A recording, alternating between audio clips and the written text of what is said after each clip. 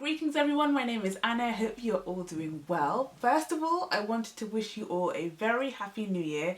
I hope you all enjoyed the holiday period and you are starting off your new year with hopes and dreams and excitement. This video is about my December 2019 wrap up, which if I'm going to be honest was quite abysmal because I sadly got into a reading slump, and I'm not really sure if it was because of the whole with it being Christmas and not really doing much and feeling a bit lazy, but I just wasn't in the mood for any sort of reading.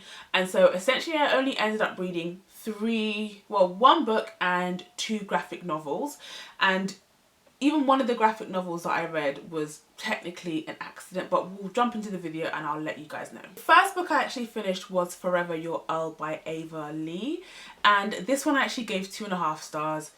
Mainly because I think it started off quite strong and then got very, very boring towards the end, which is quite sad because I think the premise of the book was, well, could have been quite a fun read. So this is a historical romance, and so essentially the main character, she owns her own kind of gossip paper. So she prints stories about these well-known guys in high society and all their exploits.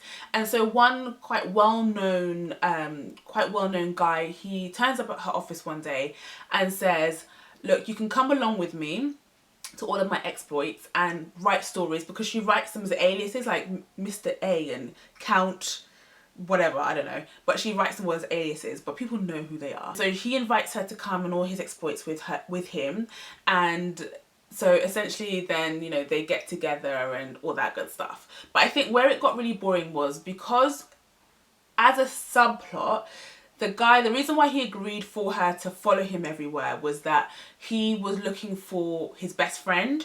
His best friend fought in a war and had PTSD, so kind of ran off, and they were trying to find him. And so he was sort of taking up her time and using that and writing those exploits in her paper to detract from his search for his friend, because I think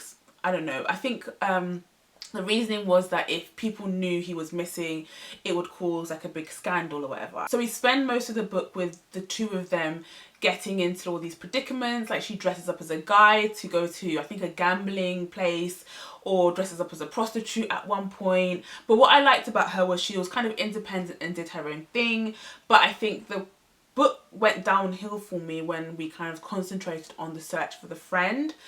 It just wasn't very interesting, and from that point on we kind of had this annoying conflict between the two main characters, which sort of made it a bit boring, because I don't really like it when in romance books the two main characters bicker a lot. It's not for me, and so towards the end of it kind of got like that with the book, and so that's why I kind of gave it 2.5 stars. My final 2 reads of December were volumes 6 and also volume 8 of Saga. Now Saga is the graphic novel that got me into reading them.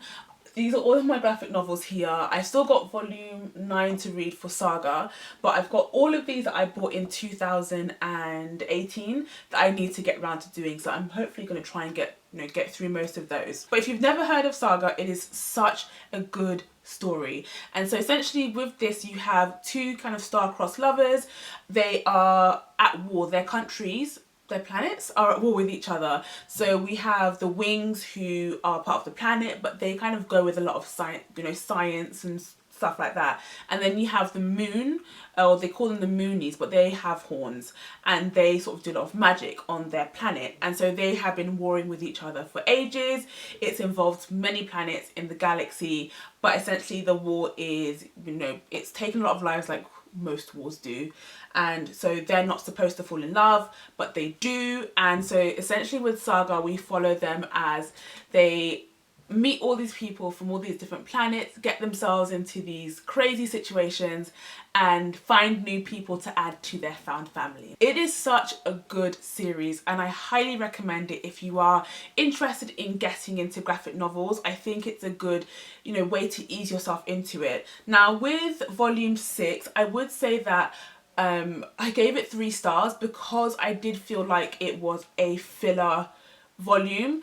This was the one that I accidentally reread because I thought I was further along than I actually was. I think I should have read volume 7 instead, but I read this one by accident, but that's fine.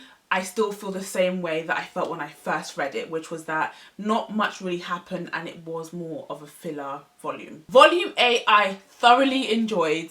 It was a good time and I think it did move the story along quite a fair bit. There were certain points where I was kind of getting a bit scared, but I think it's just a testament to how well written these stories are, because I'm still invested in their lives and I'm still invested in what goes on in the story. So this graphic novel series, it's not suitable for work. It's NSFW, it's quite graphic.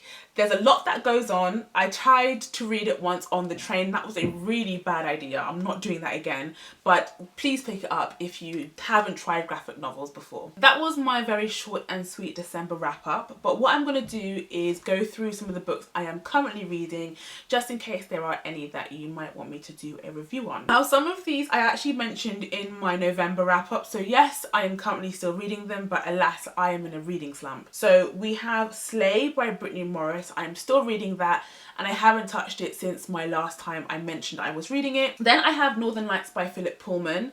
I think I got a bit further along in the book, but I was also watching the show simultaneously. So once I finish that, I'm definitely going to be reviewing the TV show because it was really, really good. Again, I am still reading The Eye of the World by Robert Jordan. I'm a bit further along than, again, when I initially did my November wrap up, but my sentiments have definitely changed. So things have started to get good and I'm very excited for where the story is going to go. I'm also reading The Bromance Book Club by Lyssa Kay Adams. This one I thought would be a light, fun one to get me out of my slump.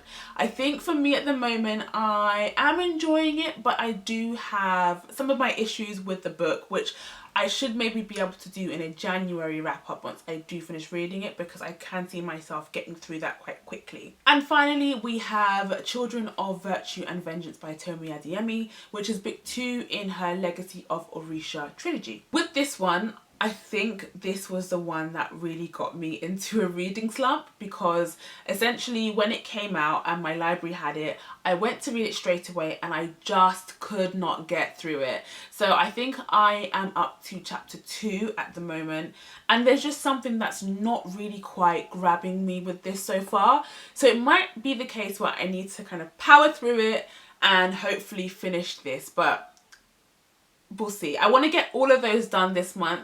Might be a bit ambitious. I don't think I'm going to get through The Eye of the World, but we will see. I will give it a go. Fingers crossed. So folks, those were the books that I read and those were the books that I'm currently reading. If you did like that video, please feel free to thumbs up and subscribe, and I will see you guys all next time.